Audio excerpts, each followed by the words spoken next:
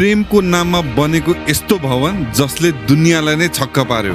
ताजमहल मुगल सम्राट शाहजहाँले आफ्नो वाइफ मुमताज महलको लागि भनेर यो ताजमहल बनाएका थिए। ताजमहल बन्न कति समय लाग्यो दाइ? ताजमहल बनाउन 22 वर्ष लाग्यो र यसमा 20,000 भन्दा बढी कामदारले काम गरेका छन्। ताजमहलमा सेतो रङको मार्बल नै किन युज गर्यो दाइ? सेतो रङ शुद्धता र अनन्तताको प्रतीक हो।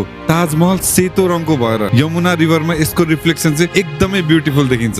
सेतो मार्बल महँगो, दुर्लभ र ट्रान्सपोर्ट गर्न एकदमै गाह्रो हुने थियो। ताजमहल सेतो रङको हुनु भनेको यसले शाहजहाँको धन र सम्पन्नतालाई जनाउँछ। ताजमहल बनाउन धेरै नै खर्च लाग्यो होला है दाइ? त्यो टाइमकै 32 मिलियन इन्डियन रुपिस खर्च भएको थियो। यदि आजको दिनमा ताजमहल बनाउने हो भने $1 बिलियन बजेटमा पनि बनाउन गाह्रै छ है। दुनियाँको 7 आश्चर्यमा ताजमहल भवन कहिलेबाट परेको हो दाइ? 2007 मा एउटा ग्लोबल पोल नै चलाइयो 7 वन्डर्स सेलेक्ट गर्नलाई र दुनियाँभरिको मान्छेले अनलाइन भोट गरे र ताजमहल आफ्नो पपुलारिटी, आफ्नो ब्युटी, आफ्नो सिम्बोलिक भ्यालुले गर्दा 7 वन्डर्समा पर्न सफल भयो। एउटा ताजमहल जस्तो बिल्डिङ त तपाई पनि बनाइदिनु दाइ।